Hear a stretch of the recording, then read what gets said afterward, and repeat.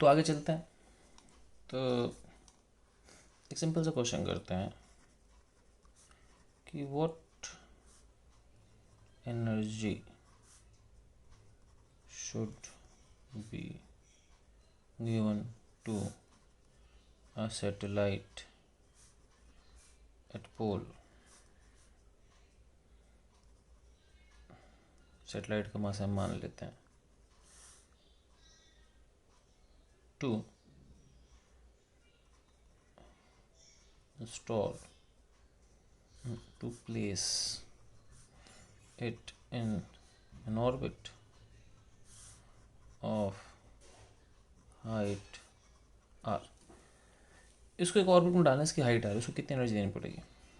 सोचने की बात यह है कि बेसिकली वो पोल पर है, मान लो एक सैटेलाइट, अब धरती घूम रही है लेकिन पोल पर कोई घूमता नहीं है, पोल स्टैटिक पॉइंट है। तो यहाँ पर इसकी केवल पोटेंशियल एनर्जी होगी, मतलब जो टोटल एनर्जी मैं उसको ई से दिखा देता हूँ, वो काइनेटिक प्लस पोटेंशियल होती है। तो केवल काइनेटिक होगी, नहीं सॉरी, केवल पोटेंशियल होगी, काइनेटिक नहीं होगी। पोटेंशियल होगी Gm/r, क्योंकि सेंटर से r डिस्टेंस पे होगी वो। ठीक है, अब मुझे क्या करना है, मुझे उसको बेसिकली क्या करना है, मुझे उसको हवा में उड़ा देना है। तो हवा में उड़ाने का मतलब मुझे उसको सेंटर से 2r डिस्टेंस, मतलब हाइट r है तो सेंटर से जो डिस्टेंस होगा 2r तक ले जाना। जब वो सेटेलाइट यहाँ आएगी तो उसकी टोटल एनर्जी होगी काइनेटिक प्लस पोटेंशियल। काइनेटिक होगी आपके पास, सॉरी टोटल एनर्जी आपको पता ही -Gmm/2r होती है, तो ये होगी -Gmm/2r की जगह 2r। तो फाइनल एनर्जी होगी -Gmm/4r। ठीक है, -Gmm/4r होगी। अब हम आगे चलते हैं कि सुनिए आगे। अब बेसिकली बात है कि उसकी एनर्जी दी कितनी, तो जो उसको आपने एनर्जी दी वो बेसिकली होगी final energy minus initial energy. गलती मैंने क्या करी, गलती ये करी कि एनर्जी हमेशा, ये गलती मैं भी करते रहता हूँ, इसमें एनर्जी हमेशा नेगेटिव होती है, ध्यान रखना, हमेशा पोटेंशियल एनर्जी नेगेटिव लिखनी है। ठीक है, तो फाइनल एनर्जी कितनी है, -Gmm/4r। इनिशियल एनर्जी कितनी है, -Gmm/r। इन दोनों का फाइनल माइनस इनिशियल, इन दोनों का डिफरेंस आपको देना है। तो डिफरेंस होगा तो 1 - 1/4 कितना हो गया, 3/4 Gmm/r। अगर आपने इतनी एनर्जी दे दी तो वो वहाँ पर एक सैटेलाइट बन जाएगा, काम खत्म। ठीक है, ठीक। तो अब हम आगे चलते हैं। हालांकि एक चीज़ ध्यान रखना कि अगर वो पोल की जगह कहीं और लिखा होता तो उसमें एक धरती की रोटेशन स्पीड होती है। ठीक है, और धरती की रोटेशन स्पीड ठीक ठाक होती है, एग्जैक्टली तो मुझे नहीं पता, लेकिन लगभग शायद 1000 माइल्स पर आवर होती है, कुछ ना कुछ ऐसी। तो वो अपन बाद की बातें देख लेंगे, लेकिन फिलहाल पोल्स में तो उसकी काइनेटिक एनर्जी नहीं है। ठीक है, अब चलते हैं आगे, पेज नंबर 2। ठीक है, अब बात करते हैं एस्केप वेलोसिटी या एस्केप स्पीड बोल दो, इसको मैं VE से दिखाता हूँ, VES। तो होता क्या है, it is minimum speed at which a body escapes the gravitational field। तो कहने का मतलब क्या है कि ये धरती है, अब आपने क्या किया कि इसको एक स्पीड दे दी और वो इन्फिनिटी पे चला गया। ठीक है ना, अब इन्फिनिटी का मतलब बेसिकली इन्फिनिटी का रिलेटिव टर्म होती है। इन्फिनिटी का मतलब जहाँ पे धरती का ग्रेविटेशनल फील्ड ना हो, तो इन्फिनिटी भी एक रिलेटिव टर्म है। जैसे कि धरती के लिए इन्फिनिटी नज़दीक होगा, सूरज के लिए इन्फिनिटी थोड़ा दूर होगा। जैसे छोटे मैग्नेट के लिए, एक छोटे मैग्नेट से एक सिक्का आप अगर 1 मीटर दूर रख दोगे तो नहीं खींचेगा, लेकिन एक बड़े मैग्नेट से आपको किलोमीटर दूर रखना पड़ेगा। तो बेसिकली इन्फिनिटी मतलब वो जगह जहाँ पर उसका इफेक्ट खत्म हो जाए। तो ये कम से कम स्पीड जिससे वो इन्फिनिटी पे चल जाए। अब ध्यान रखना, इन्फिनिटी पे चले जाएगा तो इन्फिनिटी पे फाइनल एनर्जी क्या होगी, पोटेंशियल जीरो, क्योंकि Gmm/r होती है, r की जगह इन्फिनिटी। और यहाँ तक चले जाए मतलब कम से कम स्पीड मतलब जहाँ पे काइनेटिक जीरो, क्योंकि अगर कम से कम नहीं होगी तो यहाँ पे चलेगा। जैसे एक चीज़ में कितनी स्पीड से फेंकूँ, छत तक चली जाए, छत तक चली जाए मतलब छत पे जाके रुक जाए। अगर छत पे टकरा रही है तो मिनिमम स्पीड नहीं, मिनिमम स्पीड उससे कम हो जाएगी। तो बेसिकली क्या हुआ कि इसकी जो टोटल एनर्जी फाइनल होगी वो क्या होगी, U final plus K final बराबर 0। ठीक है ना, तो बेसिकली सिंपल सी बात है, एस्केप स्पीड वो स्पीड होती है जिससे फाइनल एनर्जी जीरो हो जाए। अब ध्यान रखना, फाइनल एनर्जी जीरो होगी तो इनिशियल एनर्जी भी क्या होगी, जीरो, क्योंकि दोनों एनर्जी कांस्टेंट है। तो इसका मतलब सिंपल सी बात है कि सिंपल सी बात कि एस्केप कराने का मतलब, इसका मतलब सिंपल सी बात है, एस्केप कराने का मतलब मिनिमम ई बराबर जीरो कर दो। जीरो ज़्यादा भी चलेगी लेकिन जीरो कम से कम जीरो, क्योंकि देखो ज़्यादा होगी तो कुछ नहीं भाई, यहाँ पर एनर्जी 10 होगी, यहाँ भी 10 होगी तो पोटेंशियल तो होगी नहीं, काइनेटिक 10 होगी। लेकिन अगर किसी चीज़ को एस्केप कराना तो उसकी एनर्जी जीरो कर दो कम से कम, ठीक है ना। तो इसका मतलब एक और है कि अगर टोटल एनर्जी जीरो या जीरो से बड़ी है तो बॉडी विल एस्केप। ऊपर स्टार बनाना, स्टार का मतलब कंडीशन अप्लाई। कंडीशन अप्लाई का मतलब ये हुआ कि आपने टोटल एनर्जी कर दी जीरो से बड़ी, लेकिन आपने इसको धरती की तरफ फेंक दिया, यहाँ से भड़क, थोड़ा एस्केप करेगी, मतलब सही दिशा में फेंको तो, ठीक है। तो हम बात करते हैं कि एस्केप वेलोसिटी है कितनी। तो सिंपल सी बात है, हम लोग क्या करते हैं, टोटल एनर्जी कर देते हैं जीरो। अब इस जगह पर टोटल एनर्जी क्या होगी भाई साहब, इस जगह पर टोटल एनर्जी होगी half M V square plus potential होगी आपके पास minus G M M M by R is equal to zero. M से एम कट गया, वी एस्केप कितना आ गया बच्चों, 2 GM बाय आर का रूट। इसको लिख सकते हैं 2 GM by R square into R, तो ये हो गया आपके पास 2 GR, क्योंकि GM बाय आर स्क्वायर इतना है। इसकी वैल्यू आप निकाल सकते हो, ठीक है। तो ये वैल्यू जो है लगभग 11.2 किलोमीटर पर सेकंड आती है। तो अगर आप इतनी स्पीड से बैकोगे तो ये चीज़ एस्केप कर जाएगी, ठीक है। अब चलते हैं आगे।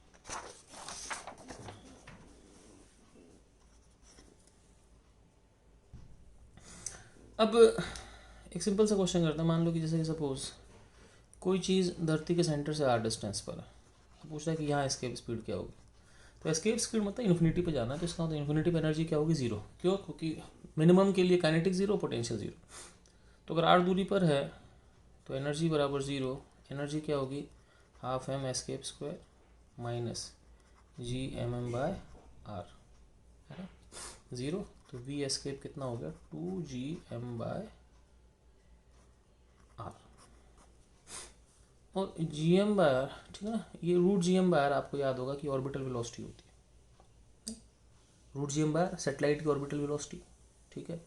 तो ऑर्बिटल वेलोसिटी को हम लिख देते हैं VO। तो बेसिकली इसका मतलब ये हुआ कि escape speed is √2 times orbital speed, ठीक है। अच्छा भाई, तो कई बार ये क्वेश्चन आ जाता है बड़ा सिंपल सा कि a satellite is moving at, मान लो 500 मीटर पर सेकेंड। सैटेलाइट का मास दे दिया 100 kilo. What energy should be given to it so that it escapes the earth. इसको कितनी एनर्जी दे दें कि धरती को एस्केप कर दे। अब सिंपल सी बात है भाई कि हमें पता है इस केस में कि बेसिकली हमको क्या करनी है, उसको जो स्पीड देनी है, तो हमें पता है कि उसकी जो ऑर्बिटल स्पीड है वो है, तो हमें पता है कि भाई हमें क्या करना है, इसकी स्पीड 500 की जगह कितनी होनी चाहिए, 500 रूट 2। तो basically energy needed to be given, जो उसको एनर्जी देनी है वो बेसिकली क्या होगी, हाफ एम 500 रूट 2 करनी है, और उसकी 500 है, सिंपल। तो हाफ एम हो गया 50, 500 स्क्वायर भी कॉमन ले लो, 2 माइनस 1 भाई। हाफ एम, एम आपके पास कितना है, एम आपके पास है 100 किलो, तो हाफ एम हो गया 50, 500 स्क्वायर यहाँ, 500 स्क्वायर यहाँ कॉमन ले लिया, रूट 2 का स्क्वायर 2 माइनस 1। तो बेसिकली मैं कितनी एनर्जी दूंगा, 50 इंटू 500 का स्क्वायर। तो जो एनर्जी रिक्वायर्ड है वो आपके पास होगी 5 इंटू 25, 125 इंटू 10 की पावर 4, 1 5। अगर इतने जूल आपने एनर्जी दे दी 1.25 इंटू 10 की पावर 7 जूल, तो एस्केप हो जाएगा। ठीक है, अब आगे करते हैं एक और क्वेश्चन। ये क्वेश्चन करते हैं, from surface of earth a body is projected upside at v escape by 2.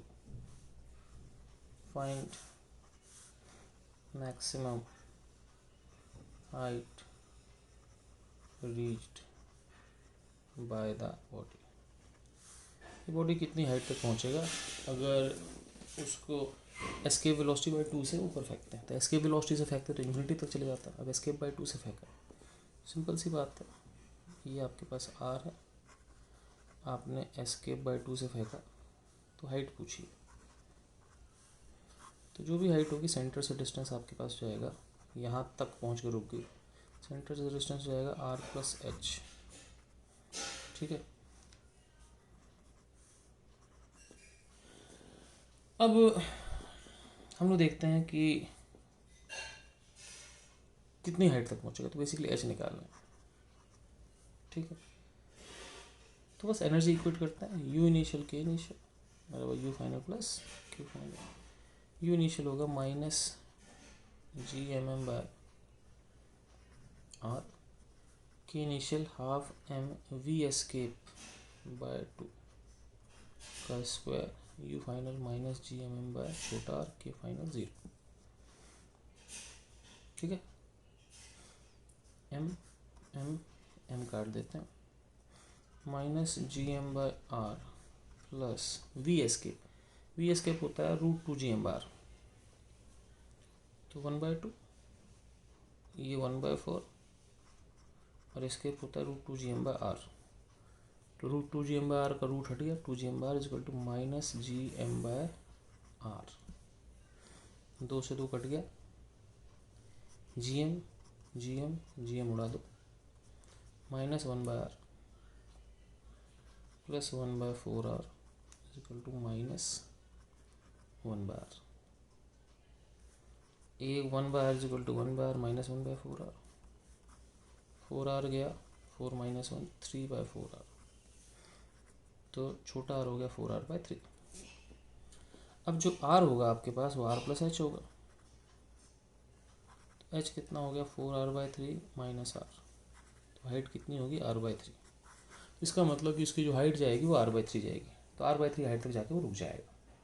ठीक है, अब चलते हैं आगे। I don't know which page was it, लेकिन मेरे ख्याल से 1 2 शायद 4, मेरे ख्याल से 3, हाँ 4 नंबर पेज। अब चलते हैं पेज नंबर 5 पर। ठीक है, इसको ये बेसिकली मैं एक टनल प्रॉब्लम नाम दूंगा। बेसिकली ये सेम चीज़ हमने इलेक्ट्रोस्टैट में कर चुके हैं। ठीक है, मैं इसको फिर रिवाइज कराऊंगा। एक छोटी सी चीज़ भी आपको याद रखनी होगी। क्वेश्चन बहुत सिंपल सा है कि a tunnel is dug inside earth, थोड़ा सा चेंज करूंगा, a thin tunnel, prove that motion in it is SHM and calculate time period, and also prove that T is independent of location of tunnel। ठीक है, मतलब क्या मैं कह रहा हूँ सुनना। मतलब ये है कि आपने धरती माता के अंदर एक टनल खोद दी, अब उसमें क्या किया आपने मास छोड़ दिया, तो वो ऑसिलेट करेगी।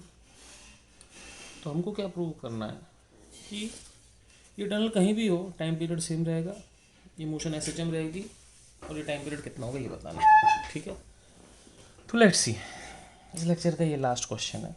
इसके बाद अगले लेक्चर में हम लोग जियो स्टेशनरी सैटेलाइट और आलतू फालतू चीज़, केपलर्स लॉ, बहुत सारी चीज़ें पढ़ेंगे। ठीक है, मेरे ख्याल से अभी इसका लगभग 1-1.5 घंटे का लेक्चर और बाकी है। तो लेट्स सी, अब करते क्या हैं, देखो हम ऐसा करते हैं, ये धरती माता, ये एक पतला सा टनल है, मान लो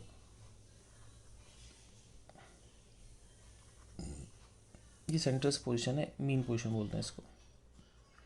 मान लो यहाँ से x दूरी पर एक मास रख दिया,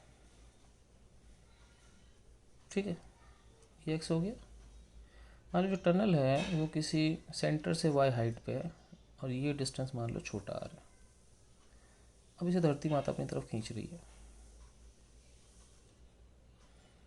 मान लो F फोर्स है, मान लो एंगल थीटा है, मान लो ये भी एंगल थीटा है। F के दो कंपोनेंट होंगे, F cos थीटा। अब F cos थीटा जो होगा इसको तो टनल का नॉर्मल बैलेंस कर लेगा। अब जो इस पर अनबैलेंस्ड फोर्स होगा वो कौन सा होगा, ये वाला। तो इस पे जो अनबैलेंस्ड फोर्स होगा ये हो जाएगा minus F sine theta. Minus क्यों लगा आप समझ रहे हो, क्योंकि डिस्प्लेसमेंट राइट है तो force minus F sine theta होगा। अब एफ होता है कितना है, मुझे पता है धरती के सेंटर से आर दूरी पर जो फोर्स होता है वो होता है जी एम, जिसे इलेक्ट्रोस्टैट में होता है k Q R by are cube, वैसे होता है G M r by are Q. तो फोर्स हो गया इंटू साइन थीटा। अब चलते हैं आगे,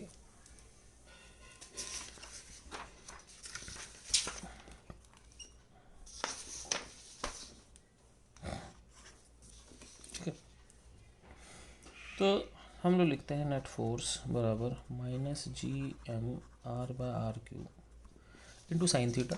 साइन थीटा की वैल्यू आ जाएगी आपके पास एक्स बाय आर, ये एक्स है ये आर है,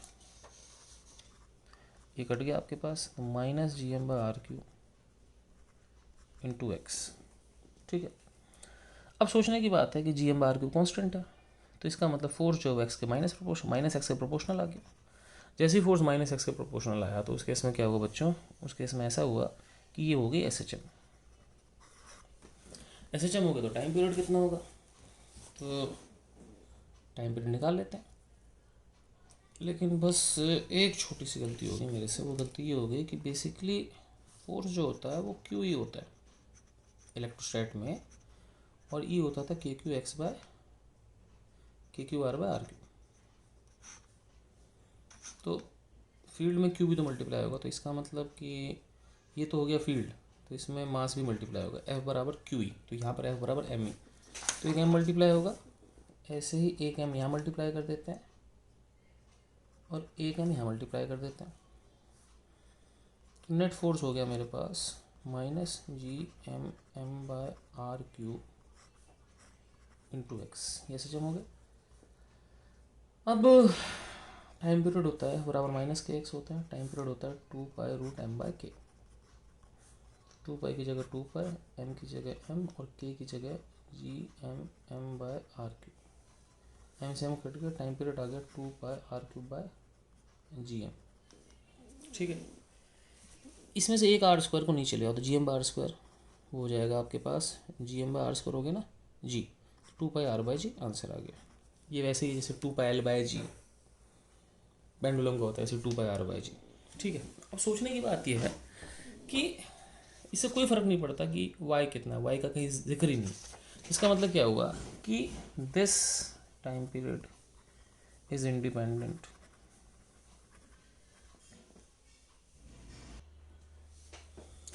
अब अगर आप इस टाइम की वैल्यू निकालोगे तो तुम्हें क्या बोलते, this is independent of location of tunnel. उस टी की वैल्यू निकाल दो आप, तो आपके पास आ जाती है शायद 84.6 मिनट्स, लगभग मतलब 1.5 घंटे के आसपास। अच्छा एक चीज़ और है, ये वैल्यू थोड़ी अच्छी है, कैसे अच्छी मैं समझाता हूँ आपको। ये वैल्यू ऐसे अच्छी है कि मान लो एक satellite close to earth, earth close होने का मतलब उसका रेडियस धरती के रेडियस के बराबर है।